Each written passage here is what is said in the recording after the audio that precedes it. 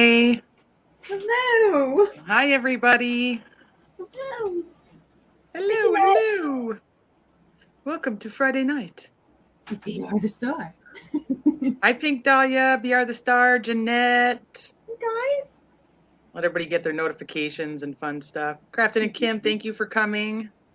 Hello. Salty C said I'll be there. I'll be there in spirit. Came down with a stomach bug this afternoon. I'll catch the video on the flip side. Love you guys. Have a great night. Oh, Salty. I hope you feel better. Muffy! Maria! I love Pink Dahlia. You guys, yeah, that's the new intro that Christine put together, but she's busy. She's busy doing, her job stuff tonight, so she's unable to make it. But I wanted to say thank you guys for all of you guys that are here. I know if you're in the Facebook group, you know how important this case is to me, and my lovely friend here, Michelle, has been doing a phenomenal job of finding as much information as she possibly can, and BR the Star, same, just digging and digging, looking for anything.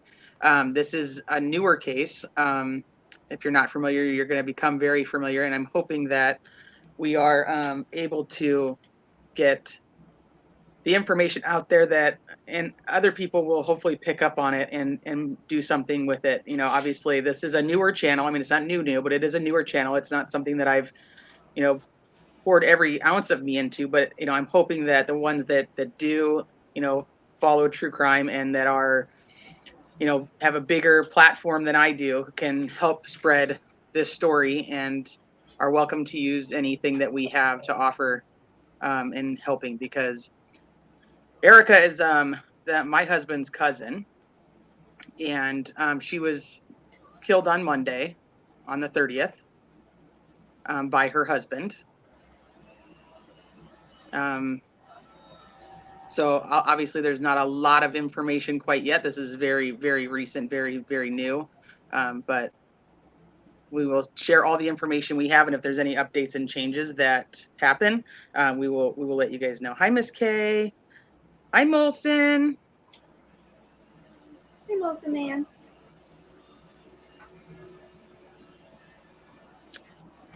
Hi, Without Borders. That is a wicked badass intro. It really is. She does a phenomenal job. She doesn't leave anything left behind. Hi, Kim. Thank you for coming. Hi. Yeah, it's been kind of sad too, just getting into all of it. Erica's kids, and Erica was very special. She was definitely a special soul for sure. Thanks, Pink Dahlia. I did not personally know her. I mean, I knew her through Facebook. But, I've been with my husband now 15 years, and she was actually, I'll tell you more about her, but I'll tell you how she friend requested me a while ago, years ago. And her last name is my last name. But that's her maiden name. So I'm like, who is this? Like, so I'm like telling my husband, he's like, I don't know. But if you guys know me, I've done a lot of family tree stuff, and we were kind of like, we don't, like, who is that? And it comes out that it's actually his cousin. If you know anything about genealogy, it's his dad's cousin. So it's his first cousin once removed, but his dad is older, and she's our age. So she was actually 40. She just turned 40 on May 1st. And, so she's closer to our age, the way that everything kind of ended up. And his sister's actually been out to visit her, and she's from Oklahoma. So so we kind of got to know each other through Facebook. She has 3 children who are very similar in age to our children. So it was always kind of like, paying attention to her posts, and she's paying attention to like what we're doing and what she's out doing.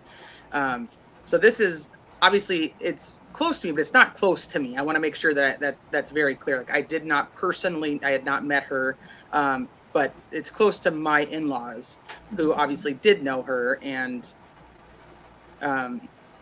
it's kind of how it is these days. We kind of live through our social medias, even with our family, right? I mean, I have how many friends I have just from social media. So I thank you guys for coming in and listening to what we have to say tonight. I think it's a very serious topic that many avoid. especially in the true crime, we kind of gloss over it a little bit, only out of like the fear of reaching too far into it. What is that going to mean? You know, are we going to offend somebody? You know, are we going to say the wrong thing? And I don't know. I kind of feel like it's something that needs to be touched on, and so we're going to do it. So that's why if it is something that is triggering to you, I completely understand that if you can't watch, I appreciate you regardless. And if anybody is in any way, shape, or form in need of support, the National Domestic Violence Hotline is scrolling across the bottom. And um, you know, and I know, like they said, we don't personally know each other in like our real life, but like we are real friends. We're all real people, and I think we in all true can crime, connect. and in just in general, in this whole social media thing, I feel like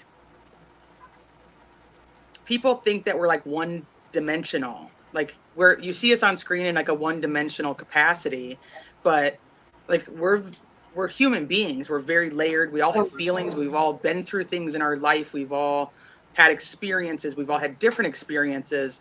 And I feel like we're kind of treated, people are treating other people like they're just that one dimensional thing, and that's like the only thing that they are. And if we kind of go back to like what humanity is, it's a caring about other human beings and understanding that they're layered and they're not, there's many facets to what makes us function and why we function the way we function. Why we love the way we love and care the way we care, and we do the things that we do. That's why there's times where you're like, why did she do that, or why did he do that? And it's just unexplainable, because it's just we're layered individuals. We're human. Right. We're all the things. As Jen Lou would say, we're all the things. And we're all the things. Yeah. And I think that if we understand that about each other, then maybe we would be kinder to one another, and we would be more open to paying attention to when somebody needs help or is, in a situation that they don't really know how to deal with themselves. And we can more rally around each other as human beings versus like trying to chop each other off at the knees and just, everything just to hurt somebody else because we're hurt. And that's like that whole saying, like, hurt people hurt people. That's true. Very true. Pink Dye, Theresa, I don't even know you, but I know you through this, and I'd be devastated if anything happens to any of you beautiful people. Just saying, I feel friendship based. That's how I feel too.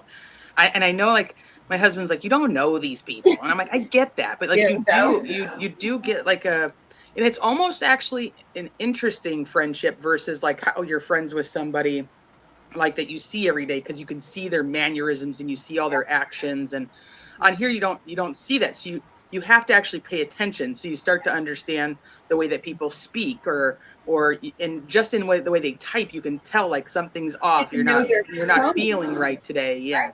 Versus it's a very different type of communication versus like my best friend sitting next to me and she's crying. I know she's sad.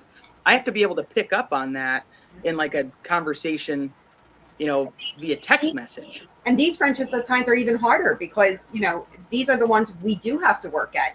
These are not people that we just have in front of our face all day, every day, that we have to deal with. We choose to deal with each other in this community in this way, and it is, right. It's funny. We have these made up names, but we can connect. Like, we love the Pink Dahlia, and we just connect that way. Molson Man, you just, it's, and you see everybody's character in there somewhere. And I think it's very special. I do. I agree. I absolutely agree. It's a, hi, Christine. So this is my Aunt Christine. This is actually Erica's cousin. She's been a phenomenal person to get all the information and putting out the information for Erica and Erica's family. This is Erica's cousin. So I don't know if she'll stick with us the rest of the night, but this we call her Aunt Christine. She is Mike's aunt, but she's my aunt too, even though we're very close to the same age. It's just how it works. Yeah, you share things in private chats that make you become friends, and then sometimes that's used against you as ammunition. So, it is what it is. That's the unbeautiful part of social media. Yeah. Mm-hmm. That's the little pickle in there. Right. I don't know. We have Amber Heard, and she'll just record you for any old reason, so that happens too. Right. And so it's actually, it's interesting timing. I mean, I don't, that's probably not the right words, but hi Queen, that, you know, the Johnny Depp stuff actually wraps up this week, and it's a defamation in case, but it's ultimately about domestic violence Yeah, and who was the perpetrator and who was not, you know. So it's a very interesting thing to see. We have these two massive celebrities that are, you know, fighting for their name, and then this happens this week, and it's like, it takes the whole topic. I'm not staying. I don't want to relive it. As I told you, just wanted to say hi and love you. Hi everyone. No, I totally get it. Love you too, Christine. You go. I can fill you in on if anything happens. Thank you. Pink Dye Theresa, I loved you from way back. You're the reason I watched. And Michelle, you're just a beautiful person. It's so evident, drawn to the light. I'm too old and tired for bullshit. Boom, boom. Right? It's exhausting. It is. It's exhausting. I can't even, and I won't even get into it because it would wreck the topic. But I can't even tell you just the emotional toll that the last 8 months have had on me because of social media. That I just can't imagine that being what I would want to do for the rest of my life. Like that would be I would purposely want to engage in the amount of hatred and anger that some of these people do. I just can't. It's not life. healthy. It's not life. I'd rather live my life instead of, you know, I don't want to be caught up in it. I don't want to hurt anybody. I would like to not be hurt back. That would be great, you know, and just go on. It's, you know, there's enough hurt in this world, as you can see, with all these different things, that we don't have to beat each other up, whether it's social media. It would be great if people could be honest to each other, to their faces. It's just not what it is these days. But this extra layer of the internet bullshit, it's not okay. It's not okay at all.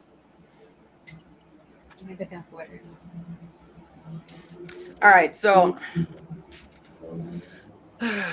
obviously we all know what happened with the Johnny Depp and Amber Heard. I think everybody's watched that, so I don't want to stay on that too much, but I do want to just touch on the domestic violence aspect, because there are some things that we're going to talk about, and I don't want to be exclusive of any gender or anything like that. So if I refer to a victim as she, the victim is the victim. I just want to preface that, because I know that can become very touchy, because obviously, as we've witnessed over the last 7 weeks with that trial, men can be abused too, and there are so many facets to domestic abuse, domestic violence, that I actually have a video that I want to play for you guys, and I know it's kind of a long video, but to me, I think it's very important, especially with the topic of domestic violence. So I'll play that for you guys in a little bit. But so I'll backtrack, and we'll kind of start with Erica. So Erica, like I said, is my husband's cousin, and we've been friends on Facebook for, I couldn't even tell you how many years at this point now. She has 3 beautiful children from her previous marriage, and she had recently gotten married again last November to a gentleman named Michael. Obviously, being just on social media, we were kind of like, oh, like, who's Michael? But yeah, it's just kind of like, whatever, she got married, okay, good for her.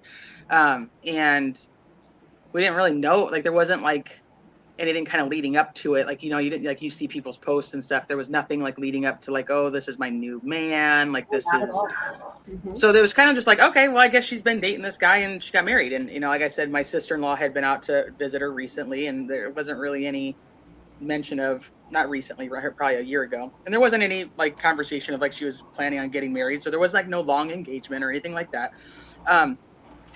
So they got married November 15th of 2021, and I believe they move in together, and I don't really, I really can't even grasp how they got together at this point. I mean, I'm assuming they met at her job. He was a wannabe musician who was playing gigs at this like sports bar and grill that she had worked at, and they just kind of hooked up. It's kind of the general consensus of what I'm getting from like friends and family.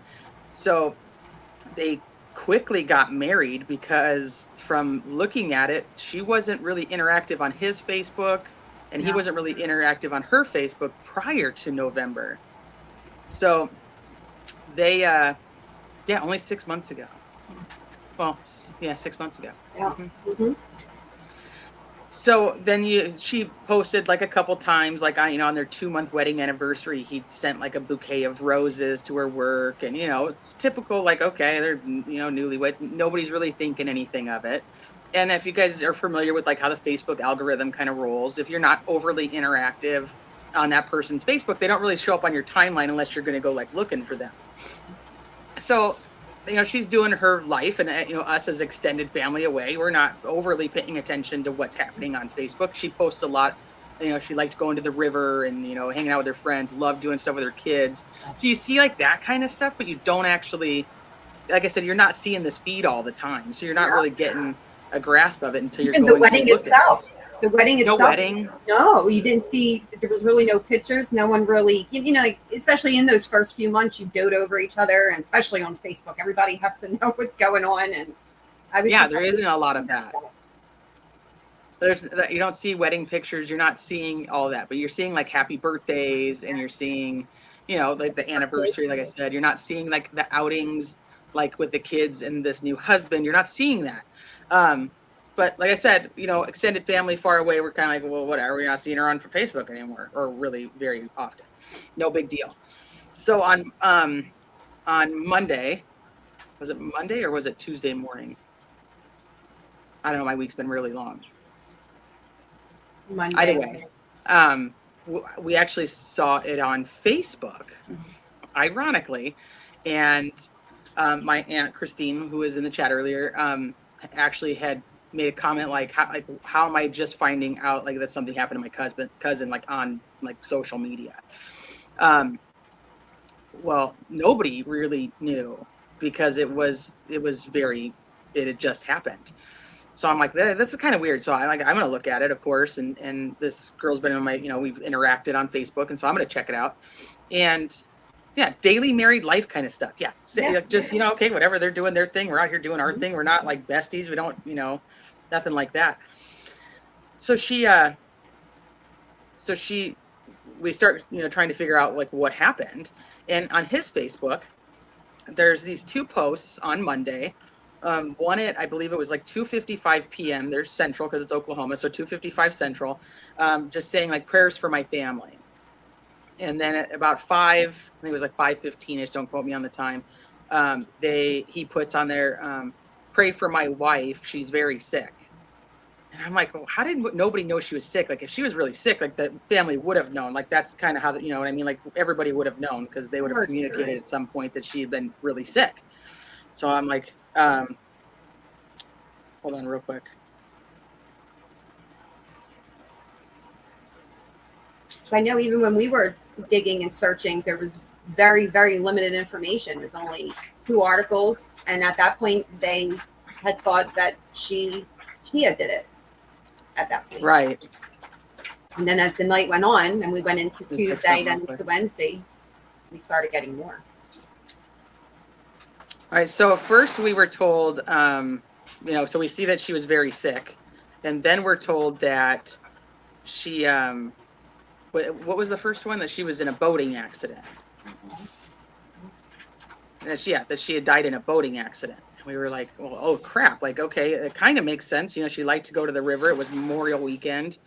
And let me see how this looks if we go. That's too big, huh?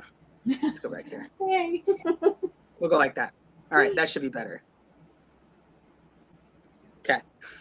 You're welcome. So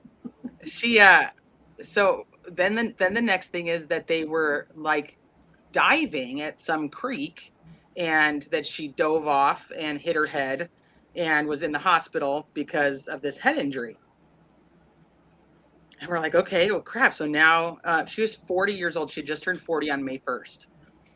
So we're like, okay, like now maybe they're out and she's, cliff diving or whatever else. And and things just start to get kind of weird. So like we start kind of scrolling back, and there's a post from his, and I don't know if you happen to have these, Michelle. If you want to show any of these, you're welcome to, and I kind of tell the story so that you guys can see what I'm talking about.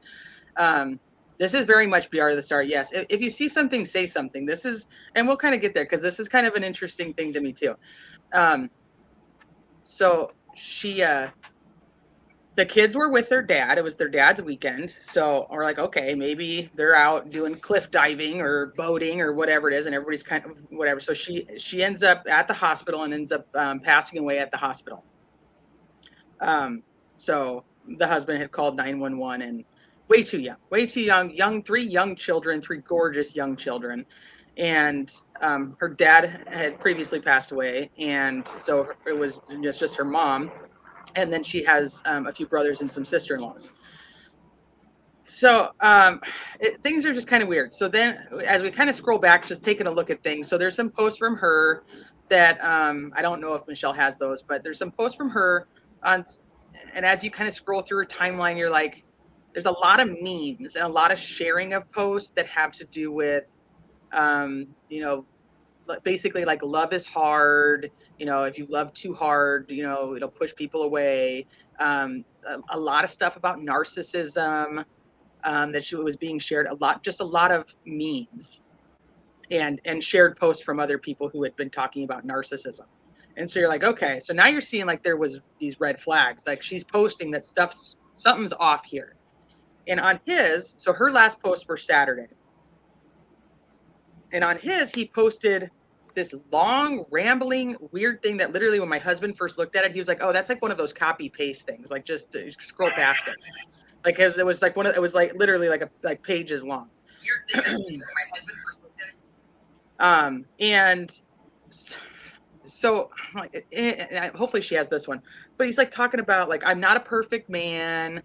My wife's had to put up with a lot, the cheating and the bullshit and whatever else. I'm telling you, it's like a novel. So I'm like, okay, that's really weird. And he tags her in it, like, I'm sorry for all the things I've ever done to you. I'm sorry for how life has been or whatever. I'm gonna be a better man, kind of crap. So I'm like, okay, that's a really weird post. So 6 months in, yeah, you're supposed to still be in the honeymoon stage, but yeah. So things just are not adding up. So then I start to kind of go to like some of the local places. We're looking at like trying to find news articles on it. The original news articles are, so she lived in Glenpool, Oklahoma. And if anybody's familiar with Oklahoma, so she lived in Glenpool. It's not too far from Tulsa, but so it's like Glenpool woman drowns in Bird Creek. And we're like, okay. And then but all the locals that are talking and are saying like Bird Creek, like that's like toxic. Like people don't go swimming in Bird Creek. Like it's disgusting. Like it's next to like a landfill, and nobody's diving, nobody's jumping. There is nothing like that. And so then the story comes out that she actually jumped off of a bridge. She jumped off of a bridge into the creek, and he doesn't really know why. He doesn't know why she did that.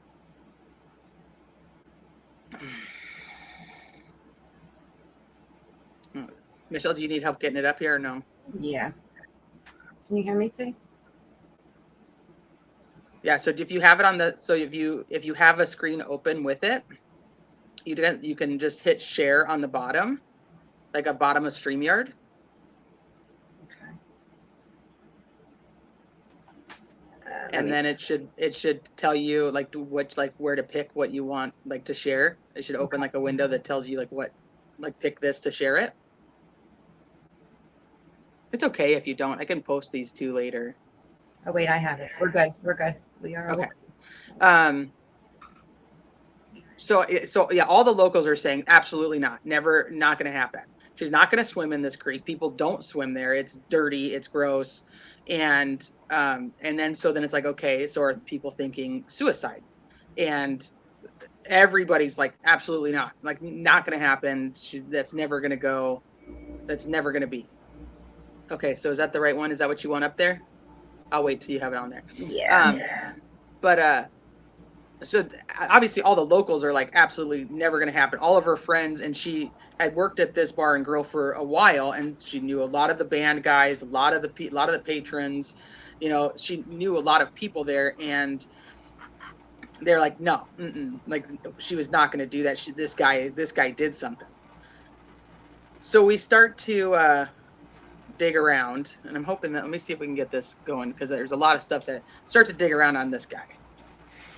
Please, There's a so lot of can't stuff. drink. Yeah, her friends were like, no way she's gonna jump. Okay, so you have us that you want to share. Wait, how do I get out of this? Help! Let me see if I can pull it up too. Hold on. Oh, I can.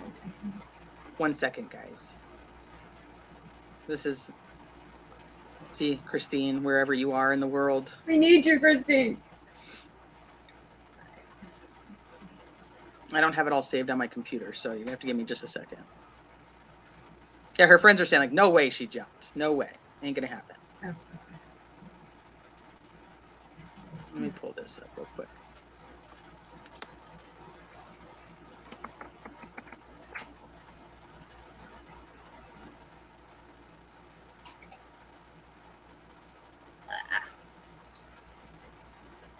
It's coming off. It doesn't let me get it. It's okay. I can grab it real quick. Am I losing my mind? I have to be. Well, I think that's probably already happened, but All right, let me try. What am I doing wrong? This is going to torture me.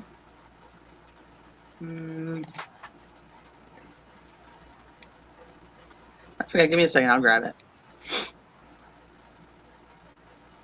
I just scrolled way too far up, though.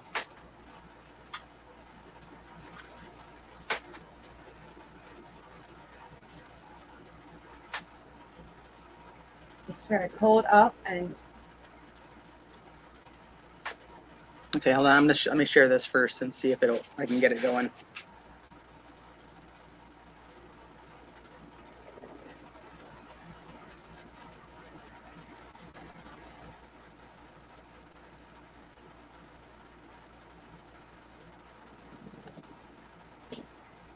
Okay, so I'm just gonna I'll share it from the folder. That's okay. It may not be in order, but I'll get the order going. This is Erica.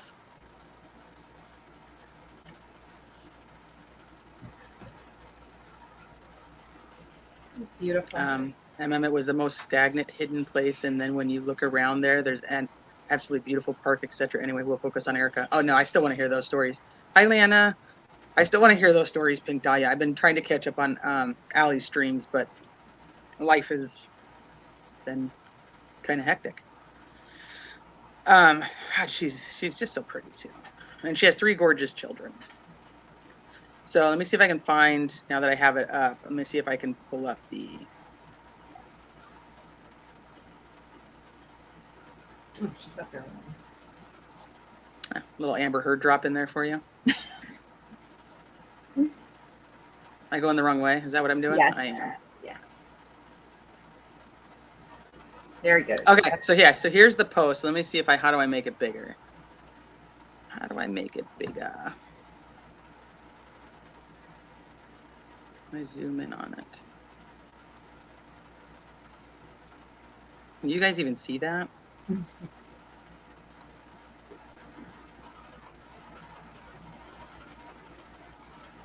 Yeah, I'll just read it because it's probably easier, and I don't know what the hell I'm doing. So it says, like, I'm not a perfect man. I've lied. I've cheated. I've been everything you have raised your children not to be. I've mistreated and mishandled my marriage time and time again. I have even made myself appear as though my faults or mistakes should go unnoticed. My wife has been the rock and the peace and the love and the stability in our family. There have been times where I have thought about giving up, but she is my rock, being a better husband, father, son, and positive contributing family member with a love for Christ. These are my confessions to my wife, as well as a profession of my love and undying admiration for my wife and all of our children. We have 8 altogether. I love each and every one of them the same, and I'm ashamed of the father product I've been putting out there. I'm not posting this for sympathy or attention. I am posting because I want my wife to know I want to be transparent and open about everything. She is my best friend, the love of my life. So to any females I have inboxed or approached you in a way disrespectful to my wife, I apologize to my wife first and everyone else after that.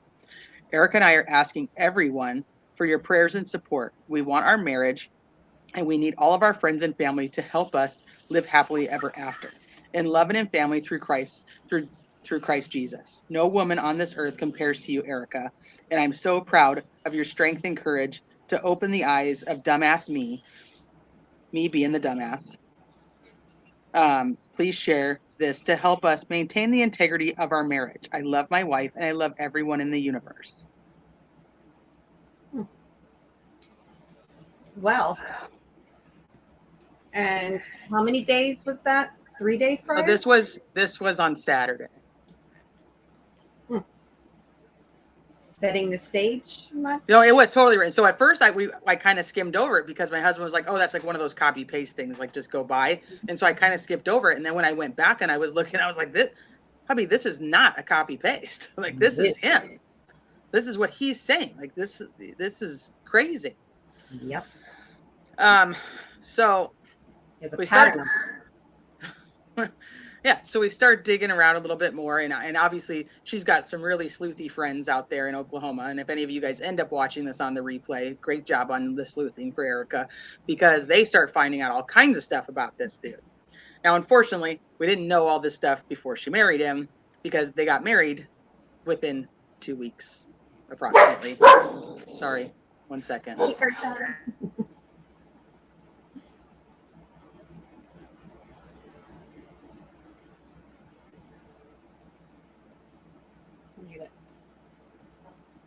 It's probably because Ursa's barking her head off, and she's like, she thinks she's like this big dog now, so she's got like this big dog bark, and it's like, you big, but you ain't that big. Hi, Jennifer. No, you're okay. Yeah, so approximately, and we don't, like I said, he was a musician who'd been playing gigs at this bar and grill that she had worked at. I don't know how many times they had interacted or anything like that, but from what we can find, there was no interaction even on each other's like Facebooks until the beginning of November, and they were married November 15th.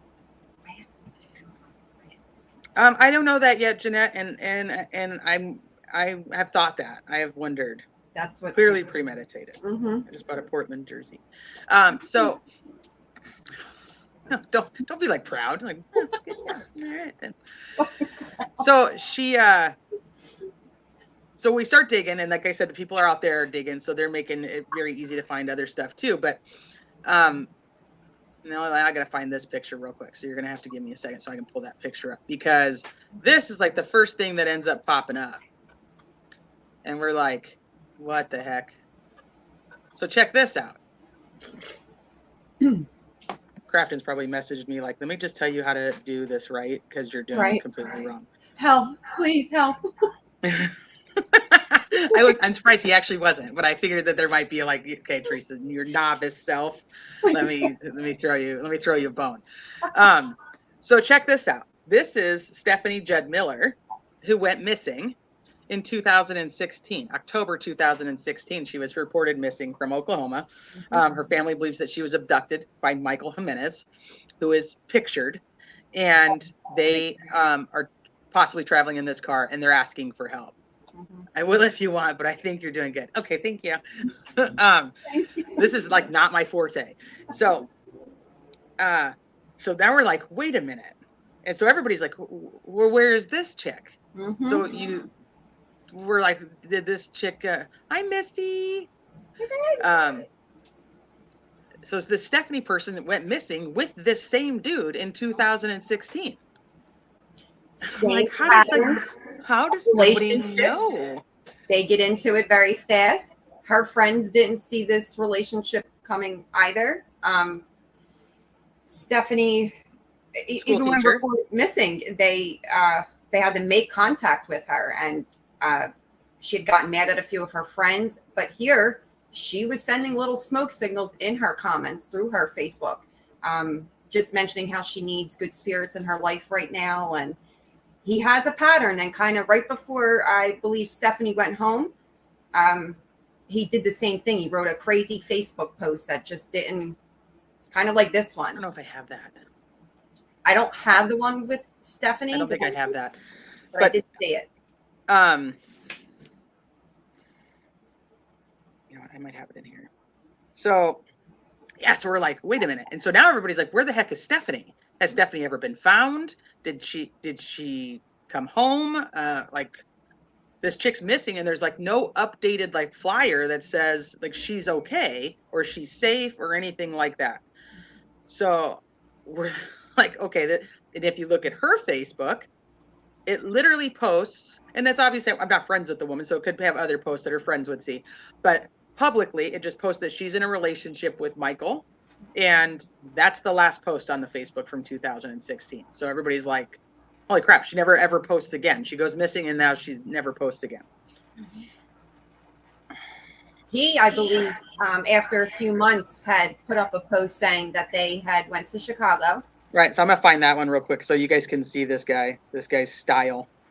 Yeah, the real winner that he is. Definitely full of patterns, for sure. He's very he's very, very manipulative. He tends to have multiple girls while he has a girlfriend. And that has been the same rumor, no matter whether this man was in Chicago, Indiana, Oklahoma. It's all the same thing. And he tends to not stray far from home. So just like where they had met in that bar, same thing kind of with Stephanie. And in those very same places, he was up in other girls' inboxes. He was getting other women's numbers and things like that. He tends to always have a few. All right, let me take that down real quick, and I'll find. I just put it in there so I can pull it up.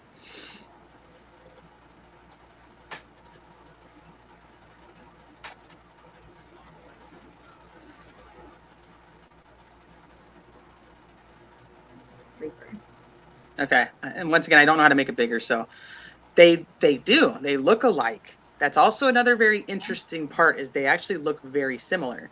So this is the post that he puts up as her family is tagging him, tagging her, trying to figure out where she went, because she not only just is gone, she was a teacher and she just doesn't show up for work anymore. She doesn't tell anybody.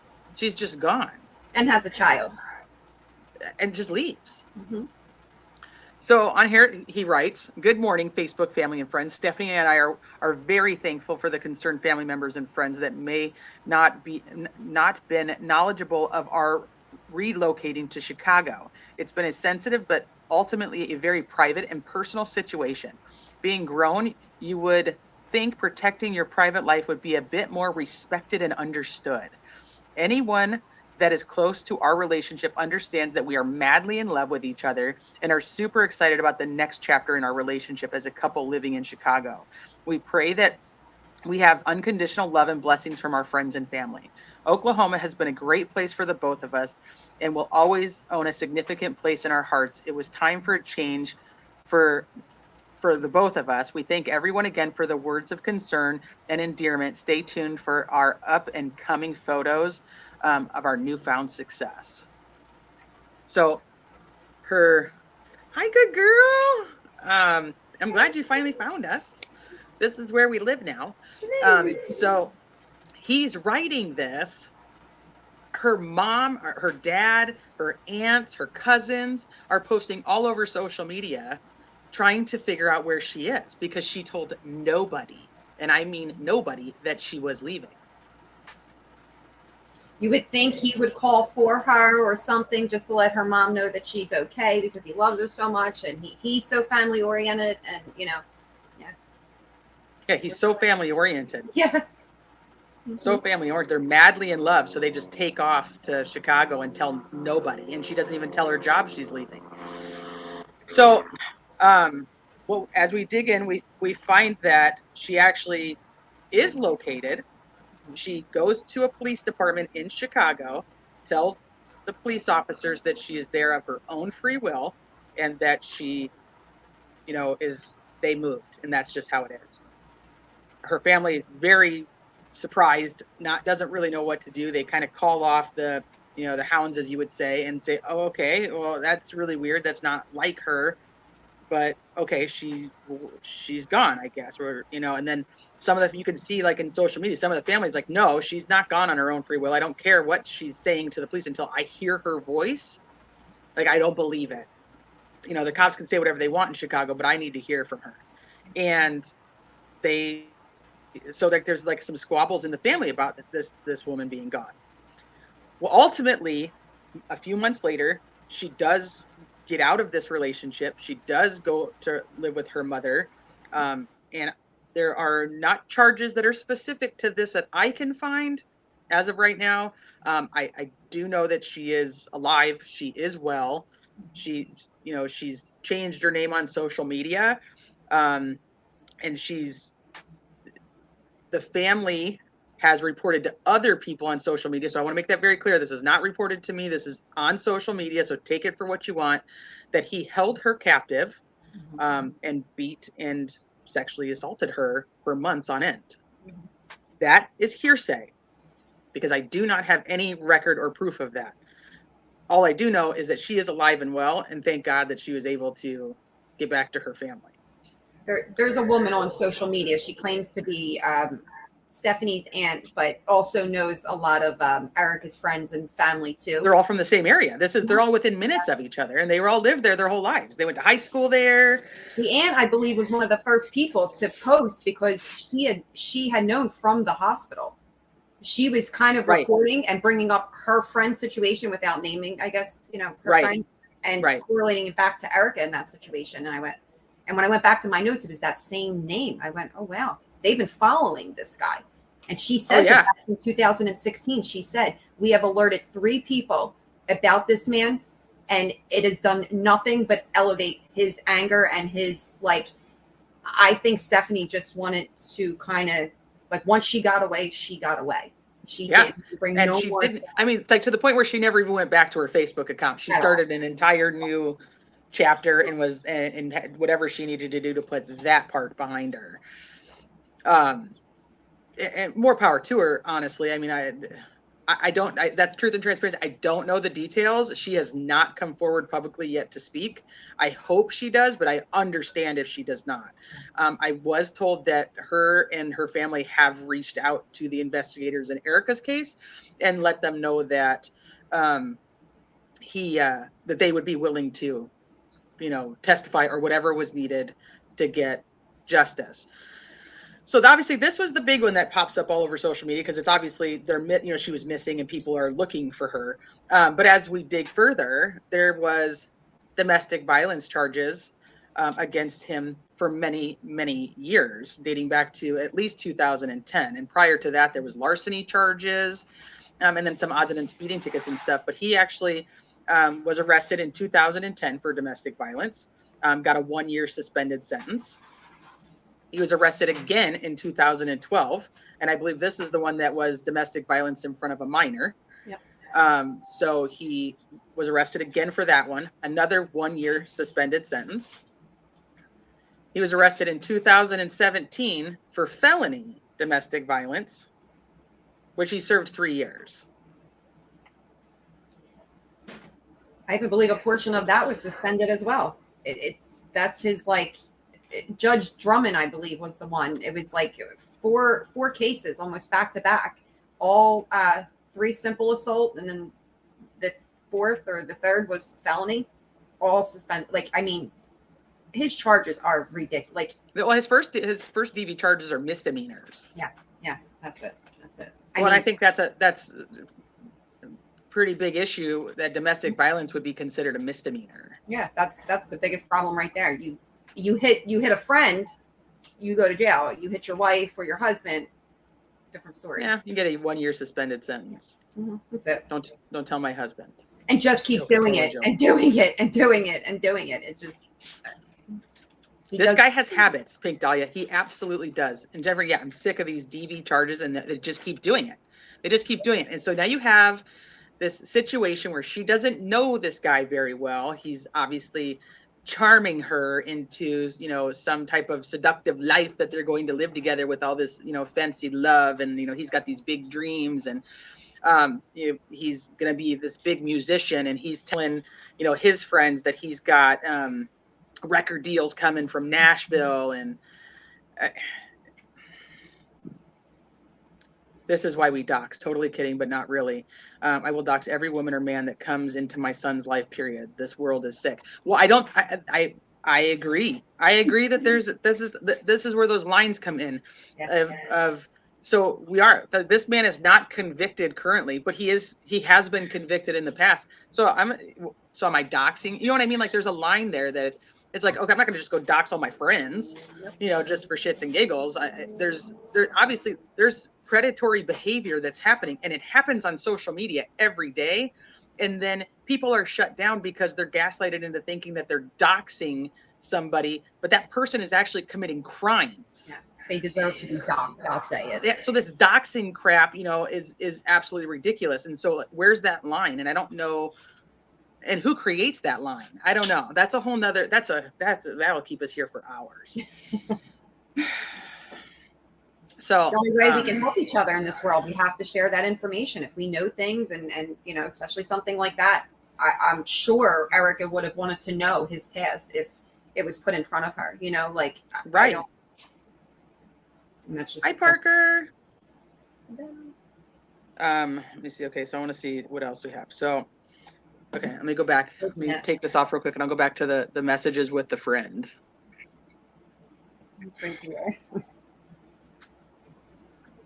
Yeah, at least to comprehend. And and here's the thing. It's like, I understand like that we're in true crime. We see these things. And so the first thing, like I look at my husband, I'm like, they knew each other for like 2 weeks. Like, we're like, what was she thinking? But then you go into, you look at history and people didn't know each other. They just got married. That was, some were set up and some were just love at first sight. And, and you believe in this fairy tale that you're fed as a little girl because, the princesses run up and they see this man and he's just so handsome and he's going to take care of them for the rest of their lives. It goes back to your dimensional person thing. There's some people, they have to have their life planned out and they need to every little thing. There's some people, they like to just live and that is exactly how they live. They do things off of she fell in love, she got married, she went with her heart. That's sometimes how it goes, That's right. Life. And she'd been divorced for, quite a few years, and she'd been there before. And the ex is remarried and living his happily ever after. And here she was raising 3 kids. And okay, so Crafton did send me something. I knew it wouldn't take long. Jennifer says, my ex is a habitual DV offender. I wish the woman he was with could pull his name, and bam, it shows he's been convicted of domestic violence. There should be something like that. Well, the other issue is he's a convicted domestic violence offender. Why is he free to just go out and do it to somebody else? Over and over and over and over again. How many women have already, there's not names attached to those charges, but there's at least 11 different charges from 11 different years, like that. Yeah. So I'm like, if she had said, hey, Theresa, I'm going to start dating this new guy, I'd be like, 1 second. Let me check it out for you. But she doesn't watch true crime. She's not, that's not her thing. That's crazy. He probably wooed her into thinking like this was the magic. Yeah. Okay, let me go find this other one real quick, and then I'll pay attention to Crafton's teaching of what I should be doing and how to do this, because I really don't. This is not smooth for me. Right, but I want to show you guys. Okay, so let me go and look and see what he sent me. Oh, Kim and thanks, Crafton, for helping me out. Oh man, he really did. He sent me step by step. Okay, share screen, got you. Just and check the audio. Okay. Yeah, Parker, dig into it. It's a little crazy. It's a lot crazy. Okay, so I'm doing it on the wrong one, I think, is what he's telling me, and why I can't. I'm doing it on the share tab, I think, versus the other one. Okay, I'm gonna have to practice this. Help us. Let me see if I add this. He said something to go up here, and I can zoom. Oh, let's see. We're all in the No, I can't. Don't do it here. Okay, hold on. Do it. Maybe do it on this screen. Give me a second. Yeah. No. Look at that. Is that working? No. Did that come out any better? He was doing it. But now it's like going small when I do it. Where are you going? Go back. I don't know. Keep hitting that. You're fine. Keep hitting that. That's like the best I get. Okay, hold on. I didn't follow all the steps yet, Crafton. Oh, maybe I did.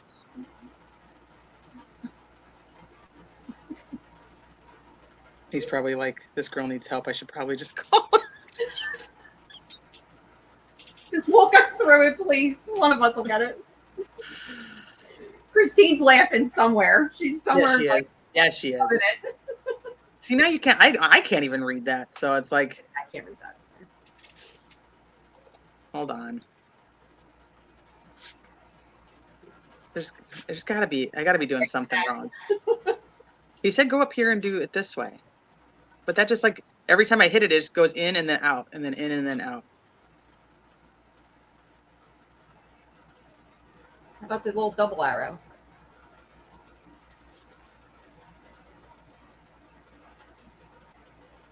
Even when I expand it, because it's on a different tab, it doesn't. Is that any bigger for you guys? No, it doesn't change because it's just sharing the tab. Yeah. All right. Well, whatever. Can you say it, Jake? Can you read it? I can read it. Yeah. I just feel bad because you know, it's hard for anybody else to read. But I will practice. I will practice this. We will have this, guys. Promise. So they're saying like how this. So the person in the purple is talking to one of her friends, and there's how are they saying that she died? They're saying they found her in a creek around 56 north of Tulsa. The person's asking like car or her body, and they're saying from like what I understand, it's just her body.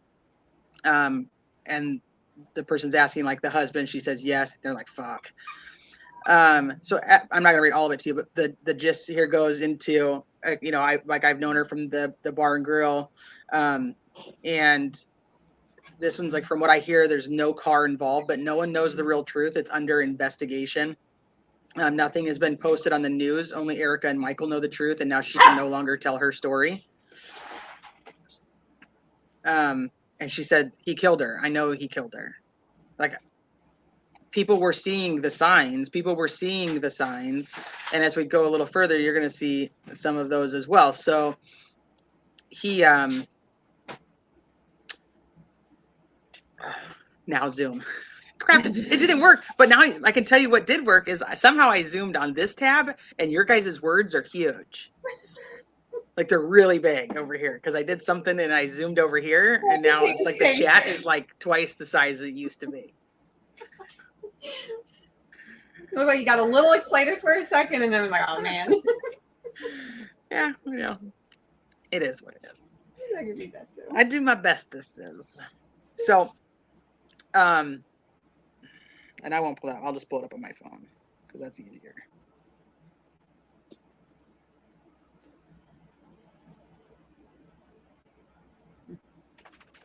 I would never. So Wednesday night comes and we all get, I need y'all to find a girl that are pretty sure was murdered in a DV situation, but the suspect was killed in a shootout the other day. Alexis Gabe.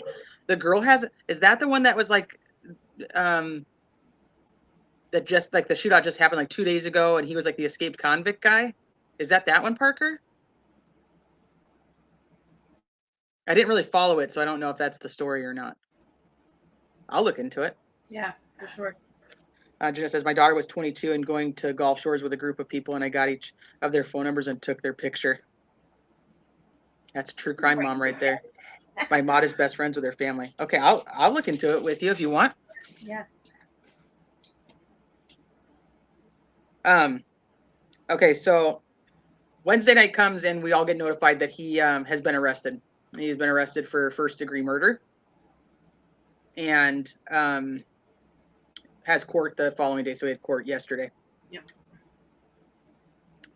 The arrest affidavit is sent to the news, and the news starts to put it out there. And basically, he, I'll read it. I'll read it to you. I'll read you what she wrote. It says, Tulsa County deputies arrest a man accused of murdering his wife after he reported she'd nearly drowned in Bird Creek over the weekend. The arrest report from Michael Jimenez says on May 30th, deputies were called to Bird Creek about a woman who had jumped into the water and was injured and unresponsive. It says the deputies noticed extreme trauma to Erica Jimenez's face. She was bleeding, had bruising around her collarbones, her ribs were purple, and she had no pulse and was cold to the touch. Deputies and then paramedics performed CPR and were able to get a pulse and got her to the hospital, but she did not make it. Jimenez told deputies he and Erica were going through a divorce but trying to make it work, and that she had fallen at their Glenpool home earlier in the day and bumped her head and dislocated her knee. It says he told them she jumped into the water and came up saying her neck hurt and she felt dizzy, then went back under, and he jumped in and pulled her out and saw her face was swollen, and he went to the car to call 911. Dispatch logs showed the first call came in and Jimenez hung up. And when they called back, he said he had butt dialed them. 5 minutes later, he calls 911 again saying he needs help. Detectives did a search warrant on the couple's home and found a comforter, sheets, and a towel in the washer that had blood stains and a towel in the bathroom with blood on it. A pillowcase in the bedroom and the mattress also had blood on them. Okay, Dick. Let me go to the other one.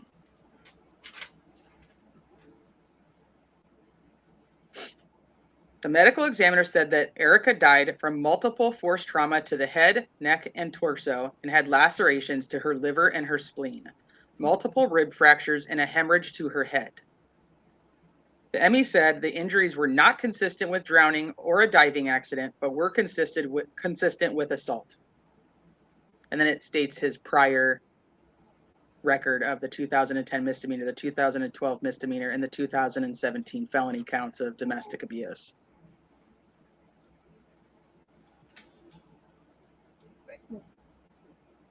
He had enough to go put what he put in the washer and then drove out. It's 27 minutes to get her from there to there. What happened? What happened? Her ribs were purple. I feel bad to even kind of, but what in the world? And then to come up with, first of all, who jumped with a dislocated knee? Who attempts to swim that way? It just is, the whole everything is just. And then to know that just 2 weeks ago she was mentioning divorce and all that stuff, and then that post, and then we get to that day. So come to find out, they were legally separated as of April 1st, and she filed for divorce on May 11th, and stating that everything that they had coming in was theirs. She was fighting nothing. The only thing she was asking for was the $30,000 that she accrued in debt while married to him due to his false, lifestyle. Mm-hmm. Spent a lot of money on his music, and she paid for a lot of it. Right. And then people were sending messages to the news reporters of where he sent, and I don't know if I have that one either, but whatever. He sent her a picture. Michael had sent Erica a picture of another woman and said, "This is your replacement." And I loved her response. So her response was actually, I have the same bathing suit, because the woman was in a bathing suit. I have the same bathing suit. She has really good taste in bathing suits. Like, I'm good sure. For you. Like, I don't give a shit. Leave me alone. Her friends have come forward, said that she was wanted out. She was done. He had been cheating on her. I can't even count the number of women who have commented on these multiple news articles and posts of how he was messaging them, how one of them said that that she had been dating him recently, and on Friday he called and got angry because he wanted to stay at her house and she said no. And he was telling her some story about how he had a homeless woman that he had picked up and was letting her stay at his house, and that for a couple days, and then he ended up dropping her off at some random place, but nobody knows anything about this woman. Nobody knows where she is. Nobody knows what happened to her. Nobody knows if she was real. So that's kind of a whole nother side story that's like, who was this woman? Hi, MJ. another woman was like, you were just messaging me like this last weekend, like you're sick, like stay out of my inbox. And this is right, right before he had gotten arrested. They were like, dude, you're sick. Like what is wrong with you? A woman from the year prior to them dating or getting Erica and Michael getting married, there was somebody else who came forward and said like, yeah, he was acting really weird, and like I had to end up blocking him because he was such a weirdo. Somebody else from like high school came forward and said he's been weird his whole life, and he was weird to me then. And it just, I mean, like obviously this history of somebody else had said that he was arrested in California and spent some time in jail, but that didn't show up on that rap sheet that I saw, so I don't know. For domestic violence of his wife at the time. He does have 5 children. I don't know anything about the mothers of those children or mother if there's multiple. But this is, he's 40, I think he's 43, 42. This is, was he? No, I mean, that's the ex. 41. He's 41. But this has been his life for 20 years, and he was out and able to do this. Over and over and over again. What I do feel bad about, a lot of people are contacting Stephanie's family saying that she should have came forward and did all that good stuff. They did. In a sense, they did. She went home and maybe didn't press the appropriate charges, but she did. It's. I don't think that should be held on Stephanie. She's a victim too when you think about it. And she's absolutely a victim. A lot of these women. And I don't know. He does have the 2017 charges, and obviously you can't look up who the victim was unless you're going to go get all the court information, which you can request. But I don't have all that at this time, so I don't know who the victims were in these 3 separate situations. And the one from 2017 was a felony. Has anyone from his family spoken out? Not that I know of. What I have seen a lot of is people who were like Facebook friends with him or actually knew him were like, holy crap, like this is crazy. Like he was always kind of, off or whatever, but he, nobody ever thought that. What else I noticed? He, it seemed like wherever he took these girls, whatever state they were in, he would introduce to like his friends, or they would make friends together, and they all ended up staying friends with the female in the relationship and not him. Right. Like his friendships always took a left with him, and they all kind of stayed with her. Yeah, he doesn't seem to have any like long-term friendships either. No long-term relationships. Bounces around a lot where he lives. Moved a lot. Indiana, Illinois, California, Oklahoma. One of his old landlords that rented a house to him in Tulsa came forward and said that when he had moved back to Tulsa, he let him rent his house, but the guy never paid him any rent. And so he ended up having to kick him out, and that Michael had trashed the place, and it took him months to make up for all the damage and the cost of what he had done. And that Michael had the nerve to contact him a few months later, asking him for the belongings that he had left in the house. And the guy was like, fuck off. Like, no, I threw all that shit away. Apparently he did that with his music gigs too, here and there. He would arrange them and not pay the drummer or whoever. And, they were outing him last night, left and right. I say that's why I said, be honest, I don't know enough about that situation yet with Stephanie. I don't know. I don't know what they were able to prove. It's that time of Friday where the helicopter has to fly by and check on and see what Teresa's doing. And I'll make sure I'm not causing trouble, because obviously Friday nights I'm running amok. So. Jeanette, good question, because we don't know. He doesn't seem, I see nothing of either or. Alcohol or drugs. No, I don't either. I don't see anything like that. And from the family that I know that do know her, that was not her lifestyle. I mean, she hung out with her friends and drank. She worked at a bar, but there was no like alcoholism or drug abuse that had been reported on from either side. Okay. And they have no friends to run. Yeah, they don't have any friends. I mean, I think what was happening is there's a social situation, and it sounds so silly because like in your 40s, I don't know if you think like that, but I'm not a single woman in my 40s, so I don't really know.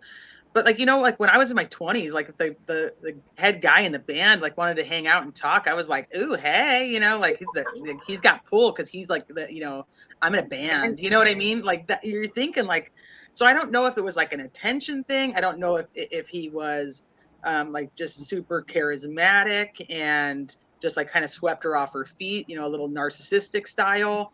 You know, and she was just sorry. He was. If you check out some of his music promotional videos, he's very he loves himself. Literally. Oh, he And does. here- He absolutely does. Mhm. He definitely likes himself a lot. Well, no, what's funny about him, everything he portrays, I notice the women that he picks has. Like Erica and Stephanie, very, very loved, like, and very cool, like the cool girl almost. She holds poker games and she's the bartender and she has a lot of friends. There's not one person that has not said that when they encountered her, even if they didn't have a conversation with her, she had a smile on her face. She was in like a calming soul to them, just a very nice. Well, that's why I'm like, she just knew that we were family somehow, and she just like reached out on Facebook, like, hey, I know we're related, so like let's talk and be cool and you know, whatever. Mhm. Like you could, like, that obviously was her personality, that she was So just cool. outgoing and very friendly. Mhm. And just, you know, can I show a picture of him? I sure can. Yeah. Not as fancy as Crafton wants me to do it, but I can do it. We got this. Let me make sure that I'm gonna have to like practice like off camera on mastering that. So when Christine's like out doing work, like real life work, that I Like, can what's the function. buttons? You need the buttons. I can push buttons, so I know what buttons to push. I'm like, it's fine. I could share my screen. Like, it was the easiest thing in the world to do. She's gonna end up just laughing at me later. That's great. His photo when he was arrested is actually the thumbnail of this video, but I'll show it to you guys too.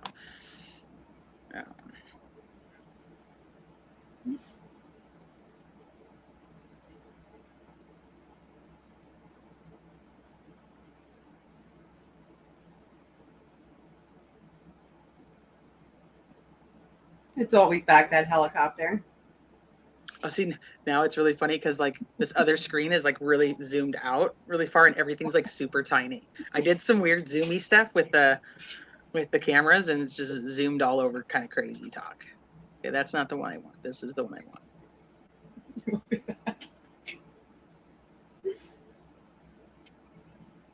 Yeah, my helicopter will be back shortly. It's got to keep an eye on me. Keep you in line. So this is him from his previous. This is a previous arrest, I believe. I don't think this is the current one. Yeah, this is a previous arrest because he's been arrested for multiple different things. He's been, because like I said, he's for larceny, and he's got all kinds of other things that he's been arrested for. I just talked about like the major, like the domestic violence charges. Zoomy with T. Yeah, because I'm like, it's either really big or it's really small, Lana. Don't repeat that. That's what she said. Yeah, he's a cold and calculating first-degree murderer. That's the problem. He got away with it, and he had nothing to lose. He was up on charges. He's a monster. Literally, because it's like and every time it obviously escalated, because you see that the domestic violence charges from 2010 and 2012 are not, they weren't the felony. They weren't felonies. So whatever he did in 2017 upped his game, and now you're looking 2022, it's even worse. Yep. So that rage. It's just, try to think what happened in the house, and then even. This is also an older arrest. This is a 2018 mugshot.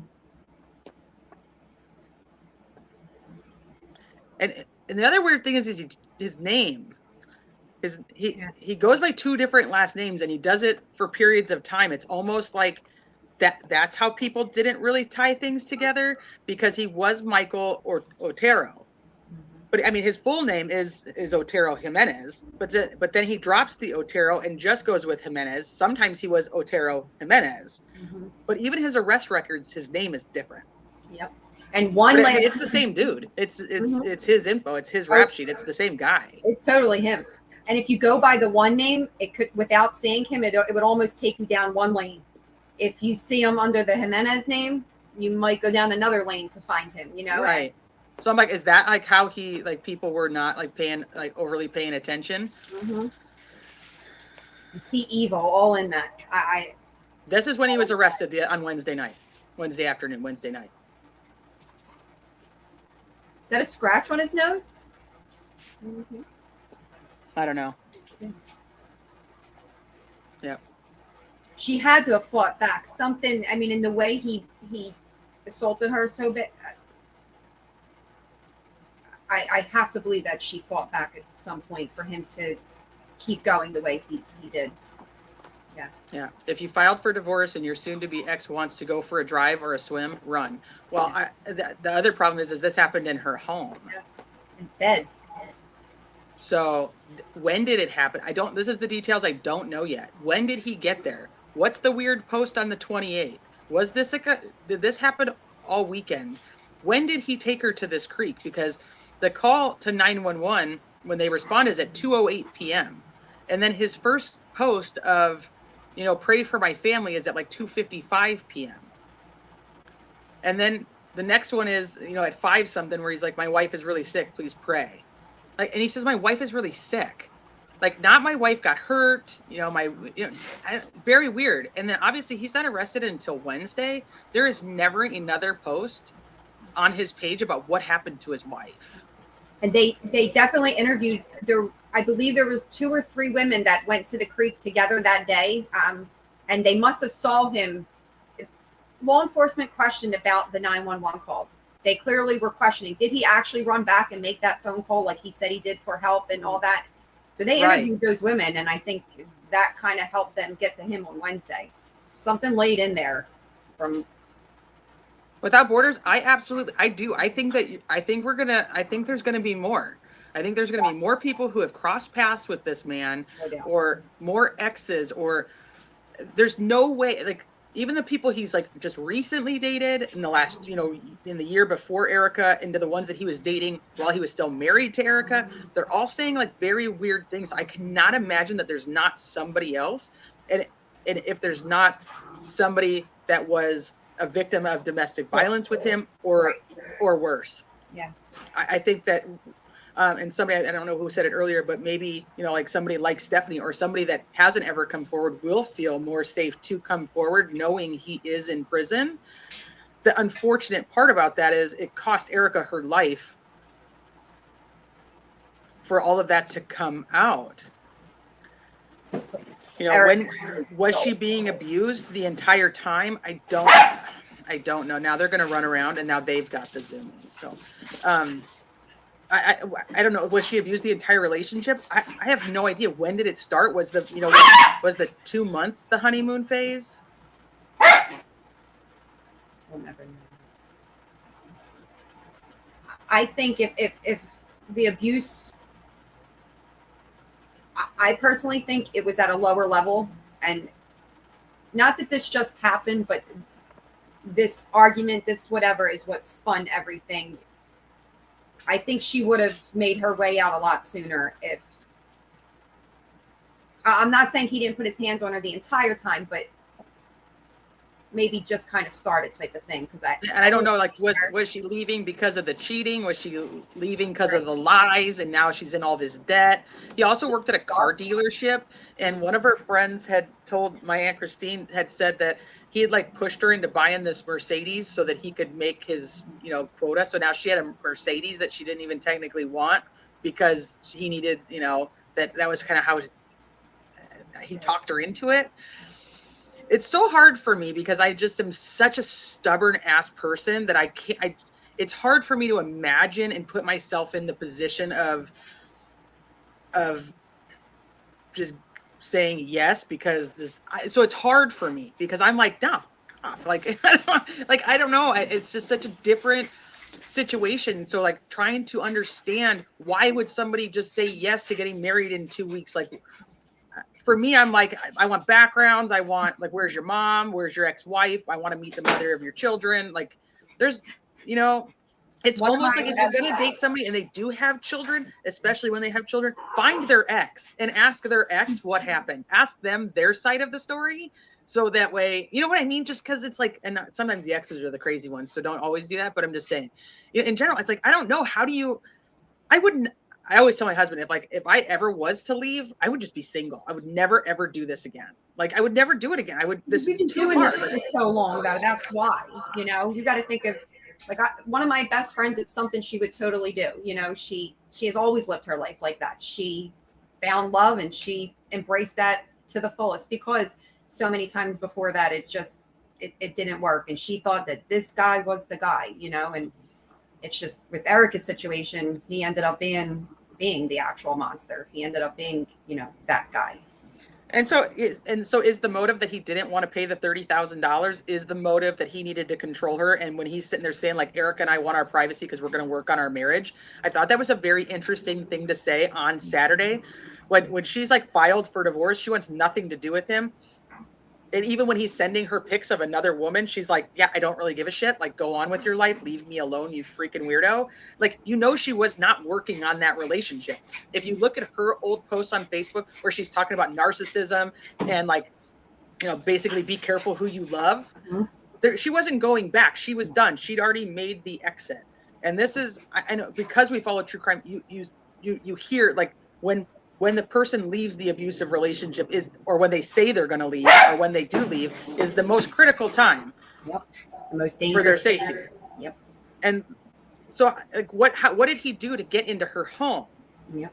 Like, she was just with friends on Thursday, like the Thursday right. prior, telling them at one of the bars or something, you know, she needed a restraining order, how to get one, and you know, just how he was being, and he was just being a little bit too much for her. And she did want to talk to him because she still wanted to somewhat remain cool with him, so he would calm down. Like that was like a word that I. Well, that's another, like, so was it passive, or because maybe she was a little mouthy that she, you know, did talk? But every time that dog barks, it scares me. So I'm like, eh. I have a German Shepherd. I'm like, he's fine. Schnauzer. So he's very high pitched. But so did he woo her? Did he just come in? Was it, you know, okay, let's just talk about it, we'll come to an agreement? Or I don't know. I just always wonder, like, how do you let them back in? Like, did you willingly let him in the house? That's just, so BR the Star, I wanted to answer some questions in the chat. Well, she died at the hospital. So, but according to the arrest affidavit, when the paramedics arrived at the creek, she was cold to the touch. They did CPR and were able to get her back, but it wasn't enough. She passed away when she got to the hospital. So this is like kind of morbid, but I when they talked about the creek, I was like, he killed her somewhere else and he brought her there. You said that initially. I did initially. He killed her somewhere else and he brought her there. As soon as people started saying you don't swim there or nothing, I was like, okay, that's weird, because that means it's like. And why there? There were so many when I Google Earthed it. Right. Oh yeah, let me show you that. There's at least 2 or 3 different creeks. There's, I mean, I believe he even had to drive by a hospital. He had to drive by 2 schools. I mean, well, I think that. So that's the other question: is when does he take her there? Yeah. Does he take her there in the middle of the afternoon and then bring her? Because I'm going to show you guys the picture too of what this area looked like, and it's I just can't imagine that he just like takes her there in the middle of the day and moves her out of the car. So like, how long was he there? Why does he call 911 and then say, sorry, it was an accident, and then call right back? Mm-hmm. There's so many questions, and obviously none of that's come out yet. So let me see if I can. He jacked up. He definitely butt dialed that phone. It went right to the police. The police. But did he butt dial it, or was he sitting there thinking, okay, she's dead now, I'm going to call and say it was an accident? I think in between him running around doing God knows what, and maybe those women did pop up that he wasn't expecting, that if that phone was in his pocket, I mean, mine does it all the time. He butt dials me all the time. I wouldn't be surprised. And then boom, the cops call back and he's like, shit, what do I say? That's why he had no real first. So do you think he actually would have butt dialed it though? Like on nowadays, yeah. Part of me is like, he's sitting there thinking, that's why I said this is morbid, but I'm thinking like, he's like, okay, she's dead, because like the paramedic said she was cold. And so I'm thinking maybe he calls because he's like, okay, they can come and now, but she can't tell on me. Because obviously she was alive. And so how long was she alive? We don't know when she was actually beaten. If he had jeans or sweatpants on and that phone was in his pocket, if he went to just run back to the car to sit for a minute and take a breath, whatever, it's that easy. And when you're like that and you're already scrambling like that, yeah, definitely could have butt dialed or definitely called and was like, oh shit, never mind, hang up. Oh yeah, he represented that he had money. And so I'll give you an example of that too, because So he played these gigs all over, but he's telling all these people who played with him that he had, record deals coming out of Nashville. And so like, he was looking for the right fit and, the people who were going to, be his backups and whatnot. So he's, he's offering to pay them. So like, hey, come play this with me on Friday. I'll pay you $300. Well, these other musicians are like, that's kind of weird because like, we know that bar itself only offers $300 for the entire band. So like, how's this dude going to pay me $300? And then he's telling, so-and-so to come with and he's going to pay him $300. So like, that doesn't make, the guy's not making any money off the gig and he's just putting out money like that. They all said they kind of got weird vibes. One of them said they went back to his apartment and Michael wrote him a check and he was like, why am I taking a check from this guy? Like, this doesn't feel right. And then the next morning, Michael actually messaged him and was like, oh, hey man, like, sorry, I wrote that check out of the wrong account. Like, I'll totally like Western Union you. And the musician was like, no, you're going to get me the money by noon or we're going to have a real problem. And he's like, and then he said Michael got pissed off at him, but he's like, I told him, like, you fuck with my livelihood, I'll fuck with your livelihood kind of thing. You owe me the money. I didn't even want to do it to begin with. And then he said that Michael had the audacity to continue to call him and ask him to play gigs. So yeah, he represented that he was gonna be this big star. He's got his YouTube channel where he is posting all of his gigs, and that he's going to be. And that's the other thing is he does talk about going to a studio and recording, and I'm wondering if that's part of what she's footing the bill for. We obviously don't know what the entire $30,000 in debt is, but yeah, I think he purposely called 2 times to Miss K. I think he called the first time, then freaked out, hung up. That's what I think. Or he was like, oh crap, maybe I should wait, or maybe it's not the right time, or yeah, he called 911 twice. The first time he hung up and they had to call him, they had to call back. And he said, sorry, I butt dialed you.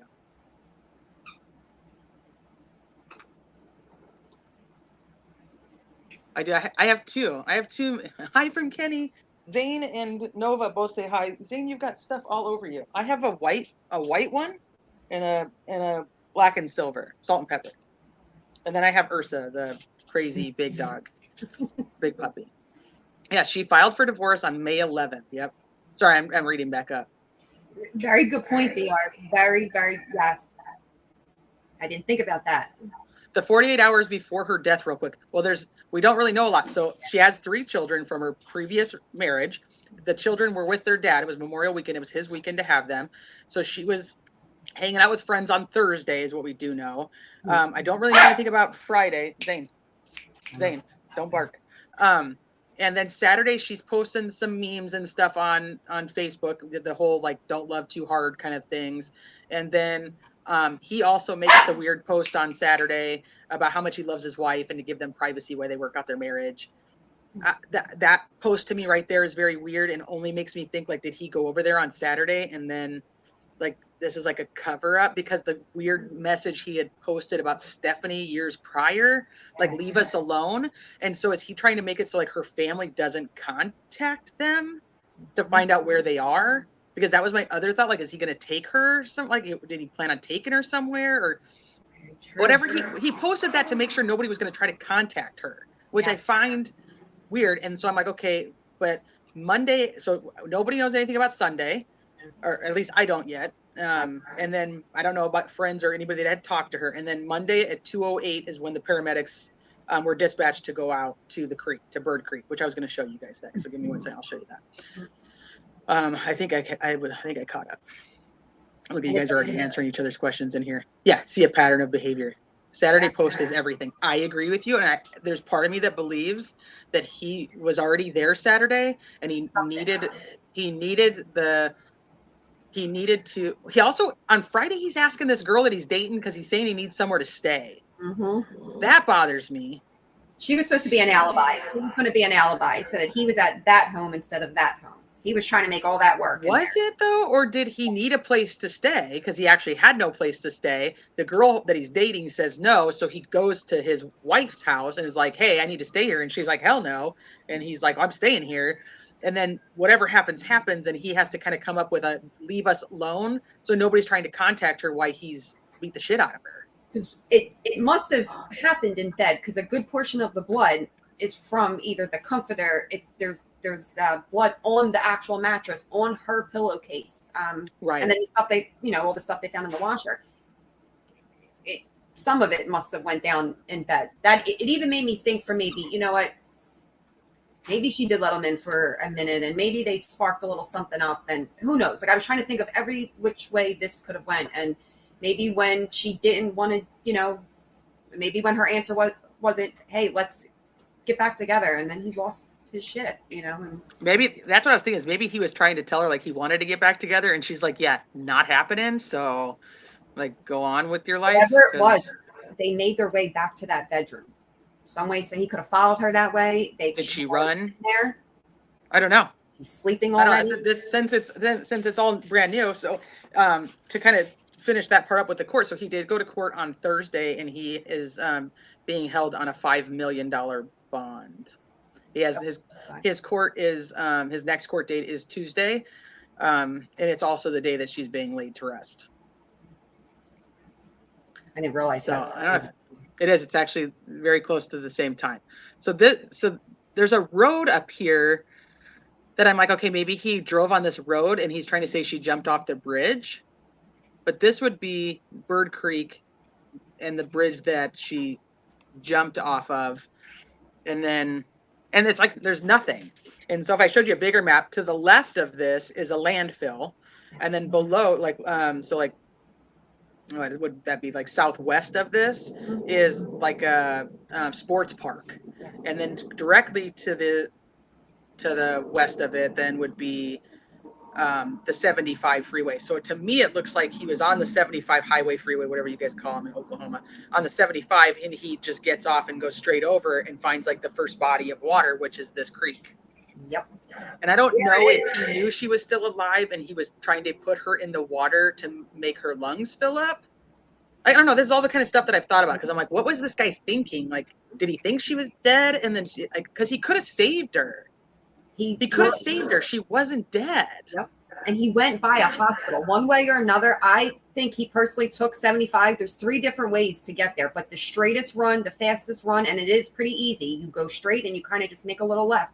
You're right there, and you turn into that road that you see right there. And then that turns on to the bridge of the creek. And it was just a very small, it was just for like a single emergency stopping. So it was the easiest, fastest way to get in there. And it's so secluded too. I mean, it's just very weird. It's hard to even describe. It's so secluded. That's why, did he just, and these are, like I said, morbid questions, but this is kind of what I'm thinking. Did he like just throw her over? But no, because he's saying that he's down there. So is his car over on the side? And this is why I'm very curious. Like, was anybody around this area? Somebody had reported that there was an older couple that their car had broken down on the 75, and that they would have been in the area at that time. Like, what did they see? But like, none of that's come out yet, so I don't have all the answers. But Without Borders, so there's another. Okay, I'm going to go on another side story real quick that is extremely weird, and I don't have a lot of detail. But so his boss commented on.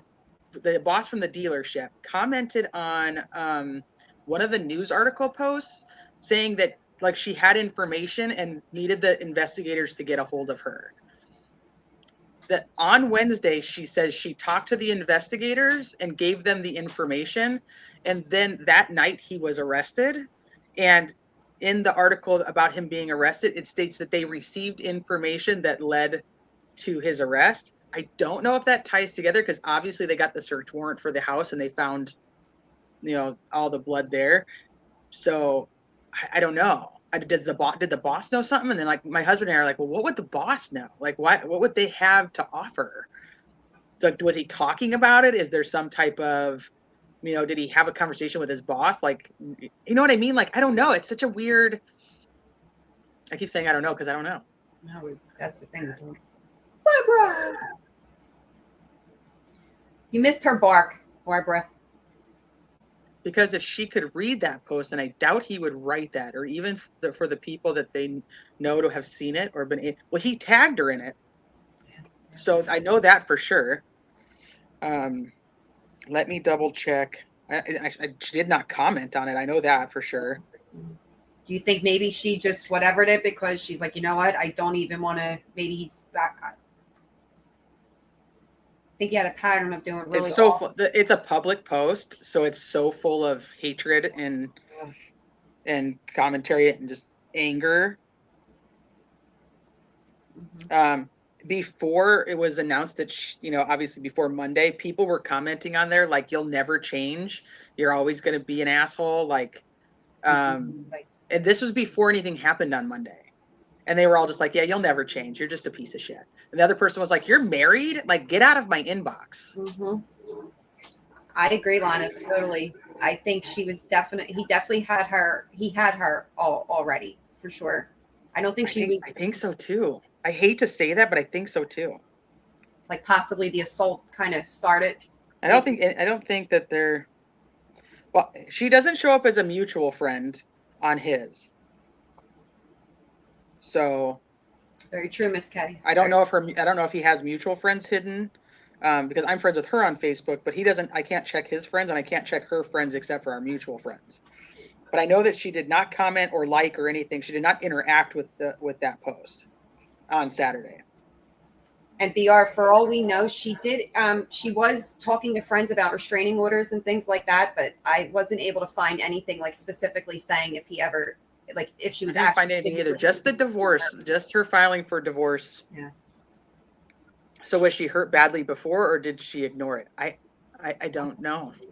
I don't think she walked around with bruises before, like outwardly bruises. I don't think her friends, the people that she was around, her workplace, I don't think.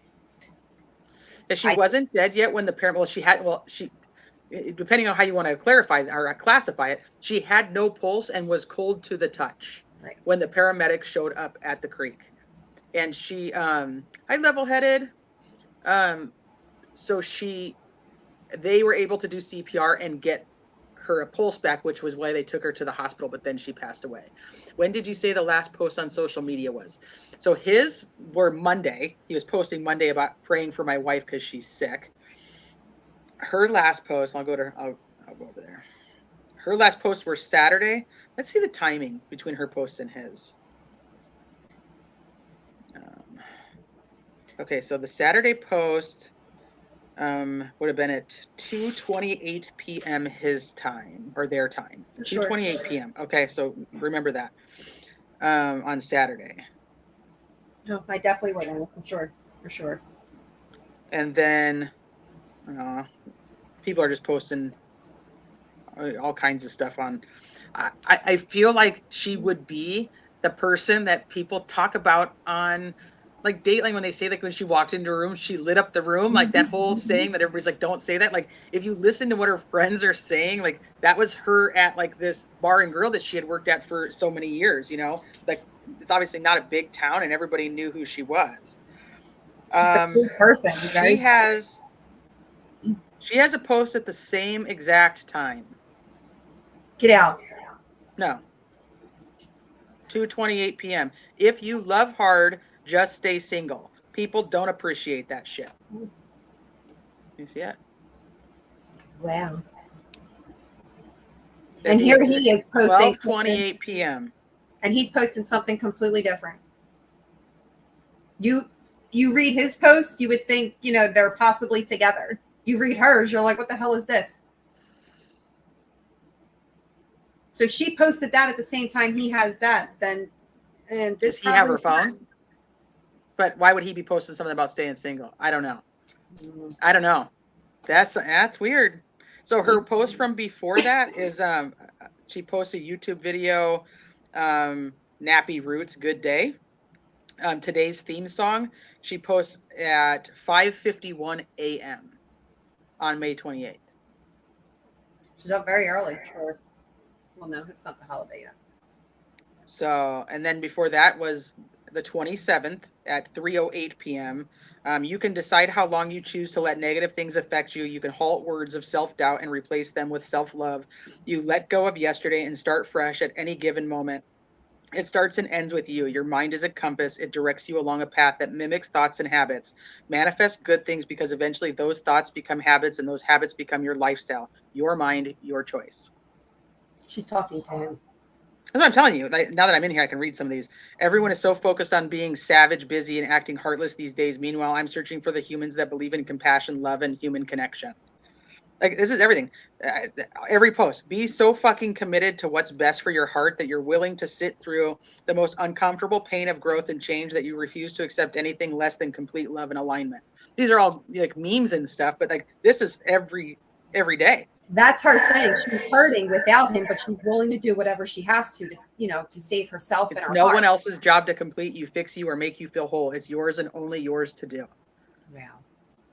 So this is what's hard, is because like you look back and you see this consistency of posts of somebody who is obviously struggling. Yeah. But you don't just automatically go, oh, she's struggling because her husband is abusive and she needs help. And then she's got all these that she shares all these narcissistic posts. They're back to back. Make your heart the most beautiful thing about you. Be so busy improving yourself that you have no time to criticize others. It's just, like I said, it's back to back. May 24th, May 23rd, May 22nd, May 22nd. I agree. Maybe And it's all repetitive of the same gist of that same conversation. No matter how educated, talented, rich, or cool you believe you are, how you treat people ultimately tells all. Integrity is everything. Oh, that was some pics of her kids. For sure. More pics of her kids. Which, like I said, when I would see her post, that's really what she would always have posted. It was pictures of her kids all the time. Yep. Nobody should be taught that love is how much shit you can tolerate from another person. What date's that, Tim? May 17th.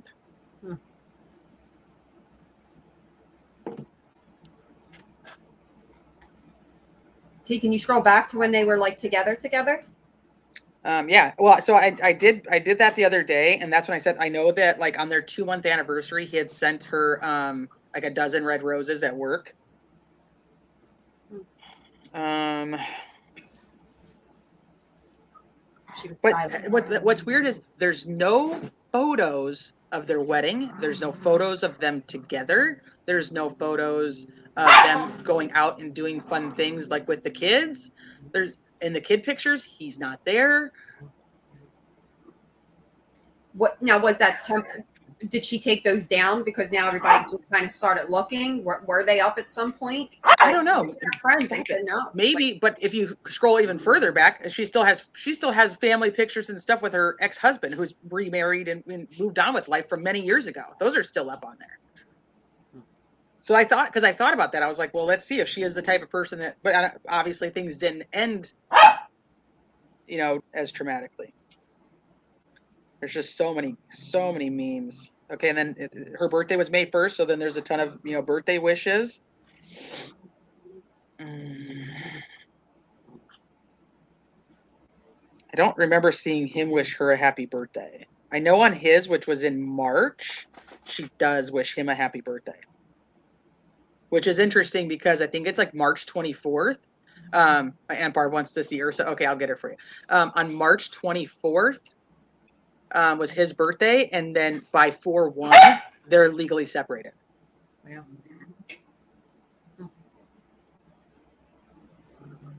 BR, I think the same too. I think maybe those two women that were interviewed, I think they may have walked up onto his plan at the creek. Sure. And that's why he called? Maybe. I don't know. Possibly. I mean, I as soon as I know stuff, I'll definitely keep you guys updated. Yeah, we'll definitely have to update this case for sure. For sure.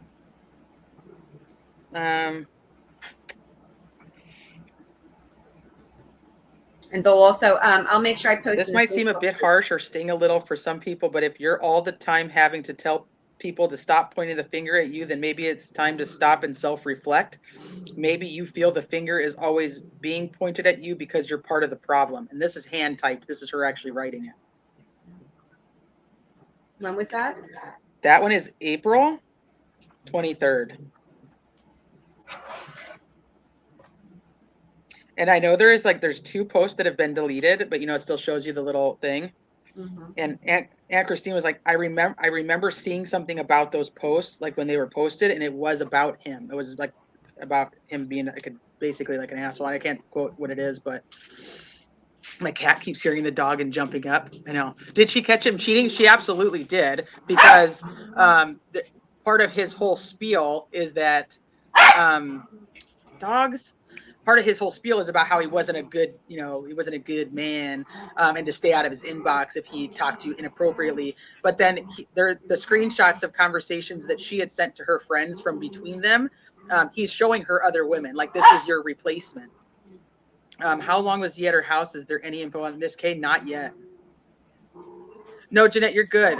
Oh yeah, migraine. Nope. Yeah, and we're almost done anyway. So yeah, no, you're good. Thank you for coming, and I appreciate you being here. We love you, Jeanette. Thank you. He may have made her feel like everything was her fault. Yeah.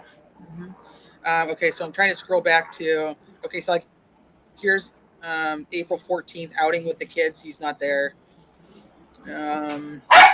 Zane. Ursa, come over here. Aunt Barb wants to see you. April 12th, an abuser's poison drains slow. Wow. These are strong, truthful words right here. It's torture. And she's sharing a narcissistic personality article. And April 11th is when she filed, right? Or got temporary. May 11th is when she filed. Oh, May 11th. April 1st is when they officially separated.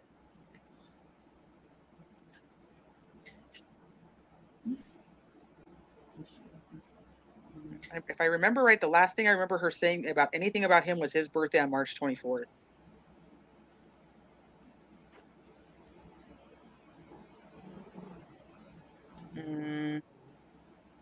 Another post that's deleted.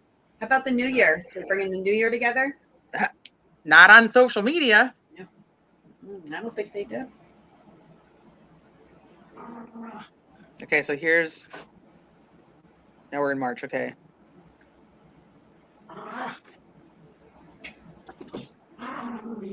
March 30th, she's trying to sell the car. Oh, wow. Okay. Angela, very good point. Very good point to the bed. March 24th, happy birthday to my handsome husband, Michael Jimenez. I'm sorry I don't say it enough, but I'm so proud of you. I believe in you and what God has in store for your life. Don't ever give up. I love you more than you will ever know. March 24th, his birthday. Wow. And then by May 11th, she's going for April 1st. Oh, April 1st, they're split up. He's kicked out, and they're split up. Something happened over his birthday. Another cheating issue. Maybe he finally did actually put his hands on her. She was done. No idea. She doesn't post from March 25th is her last post until March 30th when she's trying to sell the car. Come here. Ursa, come here real quick. See Aunt Barb. The Mercedes, she's asking if anybody wants to buy a used or new car. So I'm wondering if she's trying to sell either her car that she'd already had or that one just because she can't afford to have both. Ursa, come here. Ursa, come here before it gets too dark and nobody can see you. Come here. Oh, God. I can't pick her up anymore, Barb. She's too big. Huge. Oh, God. Look at the camera. Say hi to Aunt Barb. No, not my hand. Say hi to Aunt Barb. Say hi to Aunt. No, don't hit my computer. Okay. She's too big, Barb. Look at her eye. She's too big. There she is. Oh, look at you. She's just huge. She's a huge dog now. Is she gonna wrestle with Theresa? She does. So Mike was trying to play with her last night before bed to get her like worn out, and she just went like at full speed and knocked him right out at the knees, and he was down on the ground, and I was dying laughing, and he's all, "No, it's a ground game now. Like I did it on purpose." I'm like, "Oh no, you didn't." She just totally took you out. Abused women oftentimes will protect and make their abuser seem incredible until they reach their limit. I agree with that. They were only together. They got married November 15th. Yeah, I'm struggling to pick her up. She's big. Yeah, they weren't. They weren't. This is why I said this is so hard because it's like. It's hard. I also think too. You got to remember, we've been doing this a long time in our relationships.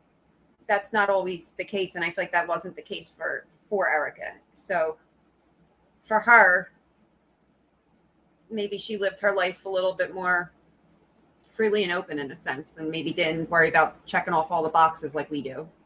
All right. Like I Here's said, a better one. one of my best friends is, she would totally do that.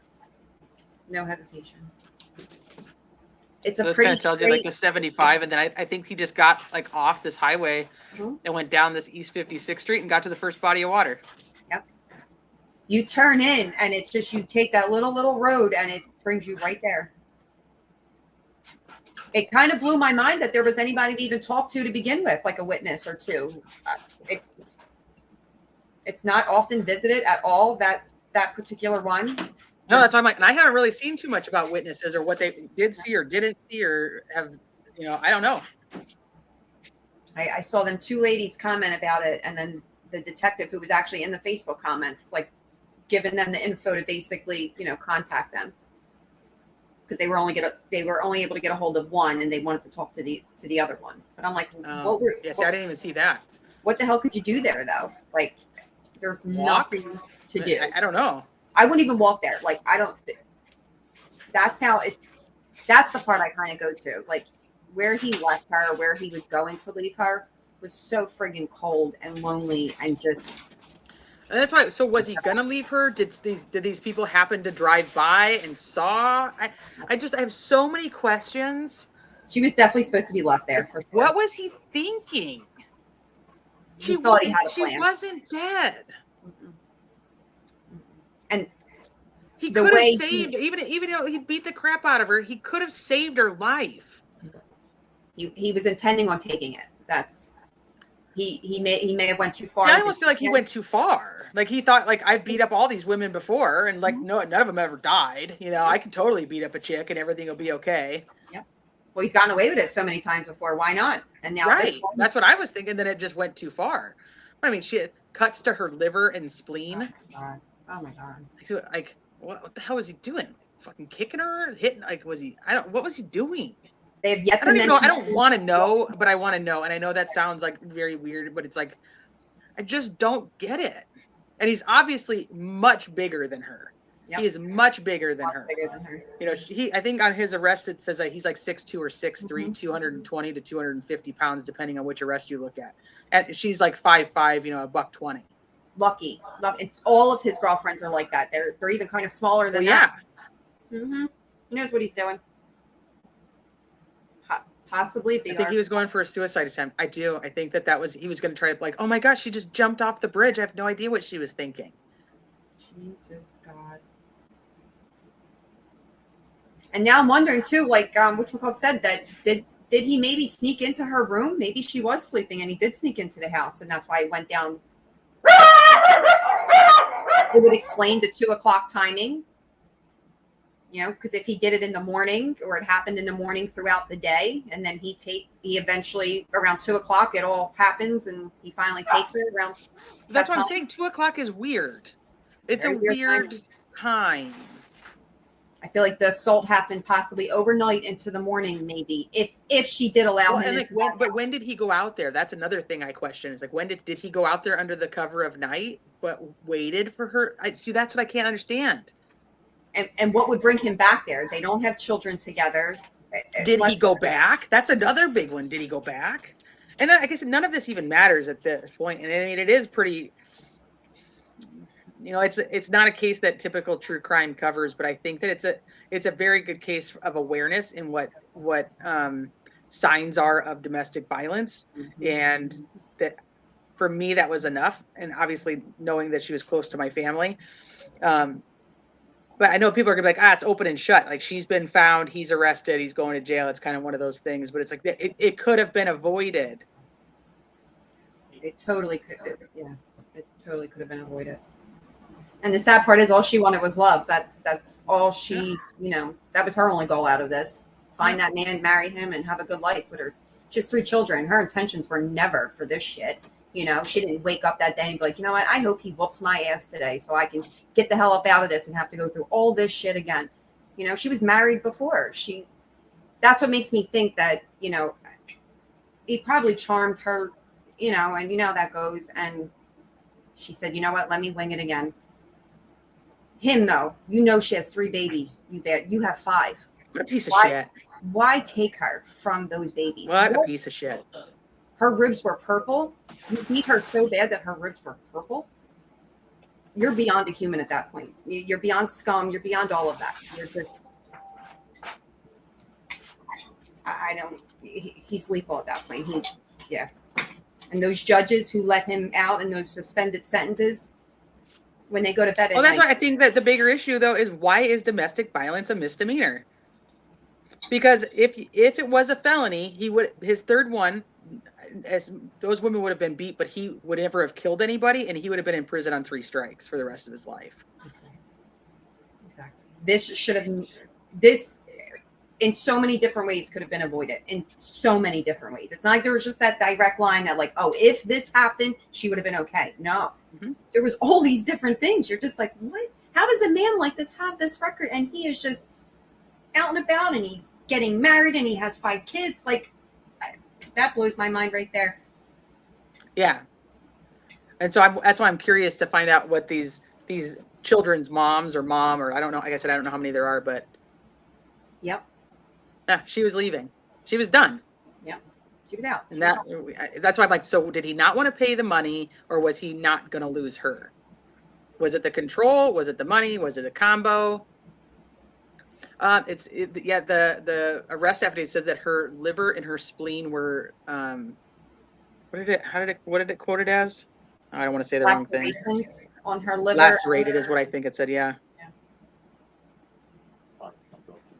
Right, Pink Dahlia. Probably from the broken ribs. Oh, without. Well, I think the system did fail. I think the system fails by not recognizing that these men are going to continuously progress. And if you look at the statistics of it, there's 1 in every 3 to 4 women have encountered domestic abuse in their lives. So if it's not me, and how many women are in this chat right now? Mm-hmm. Do you see what I'm saying? Like, it's hard for you to even get that. Like, there's so much awareness about it, yet the situation continues to get worse. And so why would we not want to change the punishment? You know, even if we're doing it as a deterrent for other people, if you do this, this is what's going to happen to you. Yeah.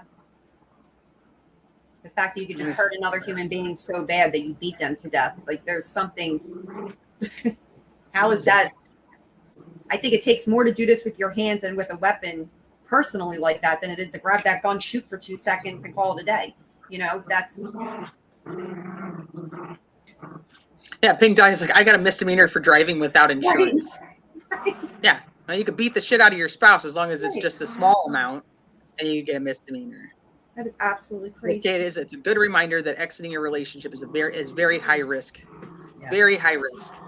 And here's my thought: is if you know or you see that there is a situation like this, you have to help, but you have to help get this person out safely, yeah. and not, but don't enable that relationship. Don't just go, okay, well, my friend says like everything's fine. If you see that there's a problem and you see that there's something wrong, help them get out safely. Help them recognize the signs themselves. And if you don't know how to do that, you can contact the domestic violence hotline yourself, and they'll actually give you tips on how to walk somebody through that. I think it's so easy when you love just stop somebody. enabling. If you know it's happening and you know your friends are in trouble and you know that they have these, schizoid boyfriends, like, help them. And it's almost not a thing where it's like, oh, you know what, I'll just go beat the shit out of him I'll go grab this guy and go do this, because she's in more danger that way. She's just being put in more harm. They need people that they know they can trust and will eventually help them get out of it. It's not something that's going to happen that next day. You also have to be willing to lose that friendship, unfortunately. Yeah. Because if that person is so tied in with that relationship, they will tell them that you're trying to get them away from them, and then you become the enemy. Yep. You become the one that is the problem, and that abuser will make sure you're gone, and you're gone for good. Yep. So you have to be willing to lose that friendship in the greater of that person needs to open their eyes, or that you need, that they are in an abusive relationship. like I said, I'm not the expert. If you have friends that are like that, contact the professionals who can help you help your friends. I agree with that. Or if you are in that situation, contact them yourselves. Yes. Yep, a very good exit plan. Yep. On that note, I thank you guys. I thank you guys in chat for coming and listening to Erica's story. I will give you guys updates. Michelle, I can't thank you enough for all the time this week that you have put into finding out so much information. I just, like I said, it's senseless. It's just, it's an act of violence that's just so unnecessary. And I know most acts of violence are, but it's just this, it could have been avoided. It could have been stopped. It could have been prevented. And that, you know, those 3 kids still have their mom. Erica's soul should have been here before him, and he savagely just took that away. And if you guys can get this story out there, if it can hit a friend of a friend of a friend, if it, a family member, yourself, whatever it is, listen to this story and you get out now. And if not, there's numbers down below. There are people that will help you. There are people that they will help you. Just do not stay. Please get out of that situation. Like I said, and thank you guys for coming and listening. I really appreciate every single one of you, and everybody who's watching the replay. Same to you guys. So if you guys, like I said, I'll give you guys updates. If you guys have any questions, you feel free to message me anytime. I love you all. I'm gonna wrap that up and call it a night. Michelle, love your face. Love you, baby. Okay, bye. Good night, guys.